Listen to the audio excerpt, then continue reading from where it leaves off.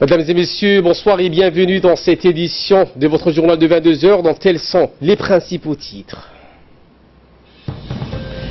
Le ministre de la Santé, Dr Jamal El-Maouki, a annoncé la construction d'un centre d'oncologie à Djibouti. Également, dans l'actualité de ce soir, aux États-Unis, un effondrement d'un pont dans la ville de Miami.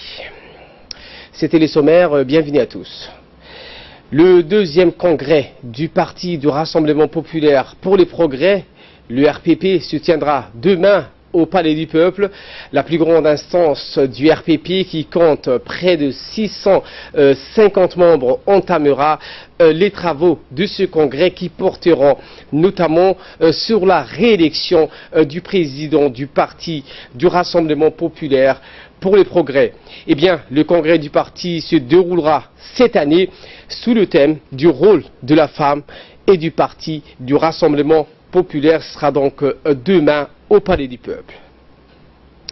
Des jeunes militants à Sajouk du Rassemblement Populaire pour les Progrès ont célébré à Dikil donc le 39e anniversaire du parti par le biais d'un jeu de concours choix multiples pour les jeunes de Dikil au sein du conseil régional organisé sous l'égide du jeune RPPiste, en l'occurrence Wabali Hussein. De ce fait, il a organisé un concours de questions choix multiples sur l'histoire du parti en offrant des récompenses aux 5 premiers lauréats.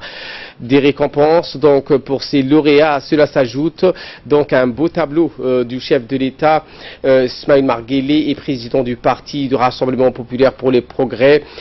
Eh bien, il a demandé, donc les jeunes ont demandé de briguer un nouveau mandat à la tête du Parti du Rassemblement Populaire pour les Progrès, le chef de l'État.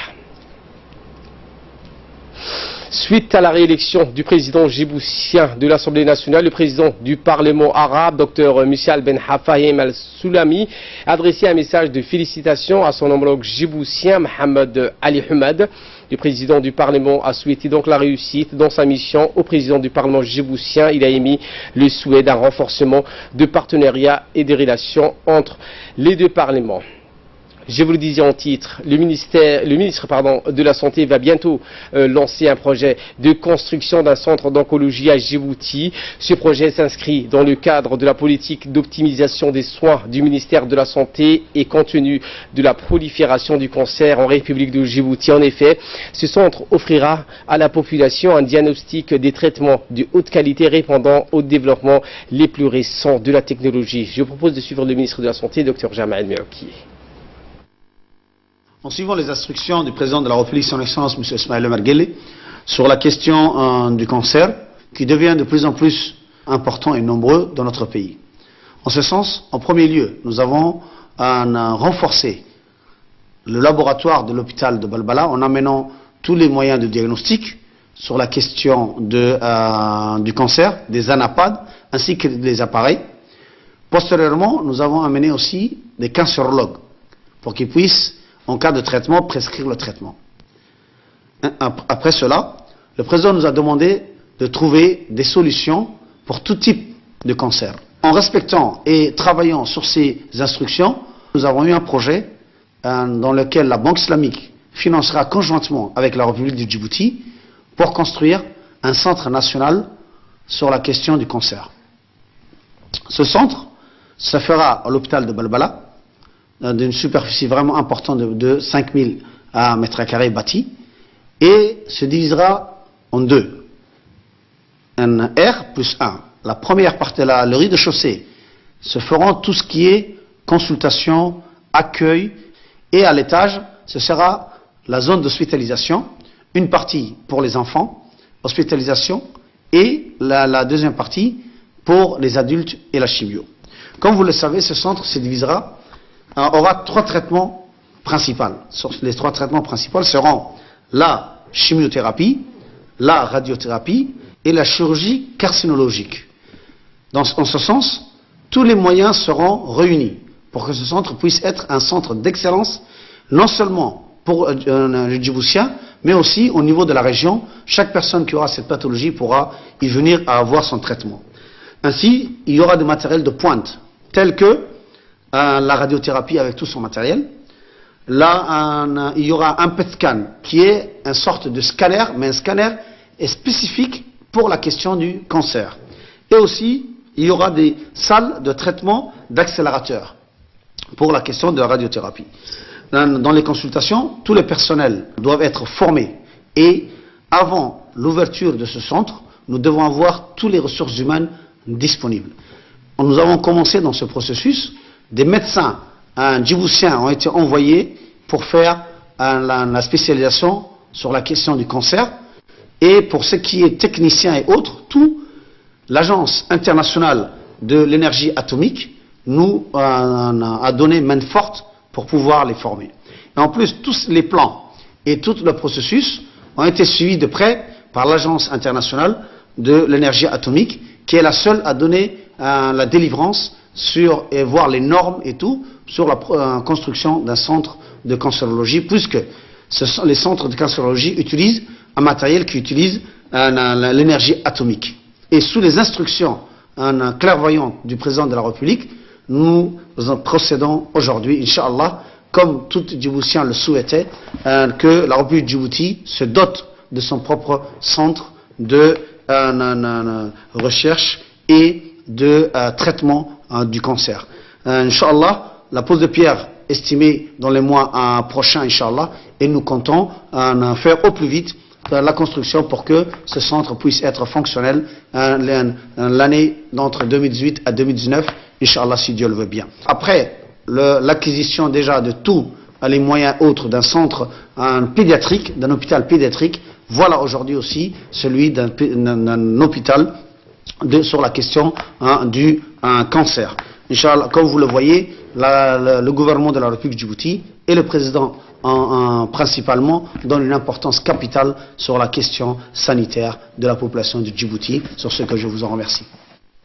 Santé toujours, où le ministère de la Santé a procédé le jeudi dernier au sein du ministère à une remise officielle de 4 ambulances aux différents corps, donc notamment l'armée nationale, la gendarmerie, la garde républicaine. Samatar, donc expliquez-nous ce sujet.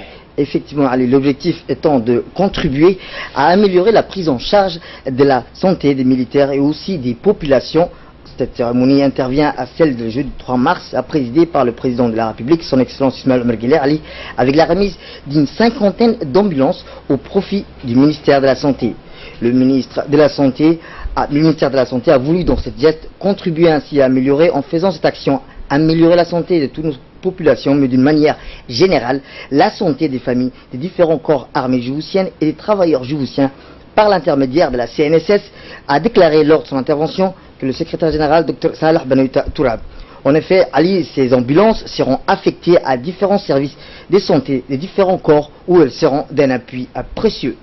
Merci Samatar pour ces explications.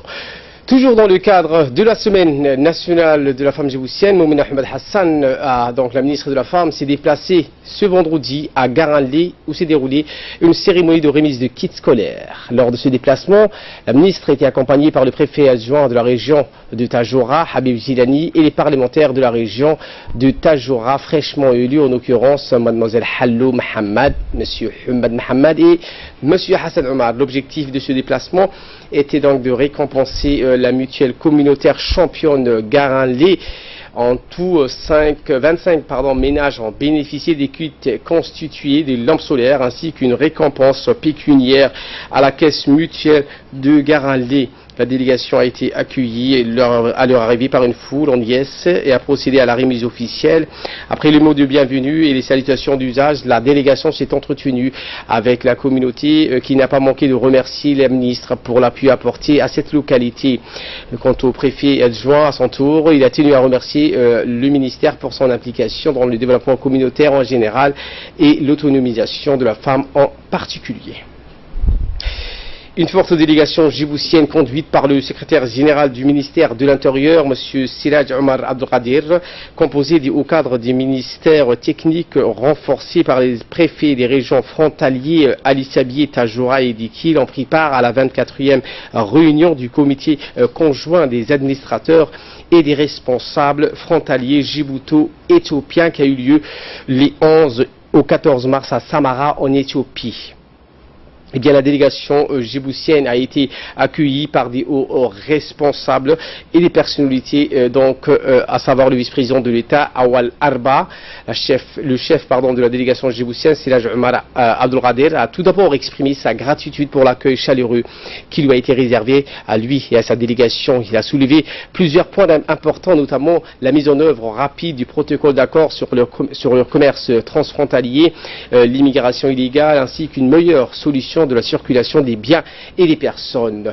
En outre, il a déclaré que les populations vivant dans les régions frontalières en raison de leur situation à la périphérie de nos États sont confrontées à d'énormes difficultés. Il a donc encouragé les membres du comité à se pencher sur leur situation afin d'améliorer les conditions de vie de ces populations, notamment en facilitant à ces dernières le franchissement de la frontière commune et l'exercice des petites activités commerciales. Écoutons donc Siraj Omar Abdelkader, le secrétaire général du ministère de l'Intérieur. Sujet aussi que sur lesquels j'aimerais aussi insister, c'est le mouvement des biens et des personnes, qui d'ailleurs est la raison d'être de ce comité. La mission de notre comité est de faciliter la circulation des biens et des personnes, la circulation des marchandises, mais également la circulation des touristes. Et il s'est avéré qu'à ce niveau-là, surtout au niveau de la circulation des personnes, on a quelques difficultés au niveau des sous-comités frontaliers. Les différents préfets de région sont là, ils pourront les confirmer. Et ils donneront aussi des détails par rapport aux difficultés qui se présentent concrètement au niveau de notre frontière. Après une semaine ponctuée par des cours théoriques et pratiques, la formation dispensée par des paramédicaux canadiens s'est clôturée ce jeudi au QG de la direction de protection civile et des sapeurs-pompiers. La cérémonie de fin de formation coprésidée par le directeur général de la CNSS, Hassan Roblé Obsié, et le directeur de la protection civile, le colonel Mahmoud Moussa, a été marquée par la remise des certificats aux participants issus des différents corps des hommes en uniforme ainsi que du personnel médical du ministère de la Santé et de la CNSS. Au total, plus d'une cinquantaine de personnes œuvrant dans les secourismes et les soins d'urgence ont bénéficié de ces formations portant sur les soins pré-hospitaliers d'urgence. Il est à noter que les certificats ont été remis aux récipiendaires attestant la maîtrise des soins des premiers secours pour les accidents et les victimes de traumatismes et les réanimations cardio-pulmonaires selon les normes internationales qui a pour acronyme PHTLS. Ces certificats délivrés par les paramédicaux de l'État de Québec s'inscrivent dans le cadre du partenariat de ce dernier avec la Caisse nationale de la sécurité sociale. Les participants à la fin de la formation se sont dit satisfaits de cette formation qui leur a beaucoup appris. Cette formation a aussi le mérite de vous apporter des techniques pour coordonner vos actions dans l'objectif d'agir rapidement et efficacement, a indiqué le directeur général de la CNSS que je vous propose de suivre.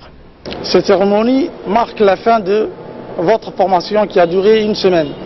Je suis convaincu que vous avez tiré profit pour enrichir vos expériences. Nous sommes réunis pour la remise des certificats testant vos acquis en matière de soins préhospitaliers, ce qui classe notre pays comme étant le 3e pays africain à posséder des urgentistes qui répondent aux normes internationales.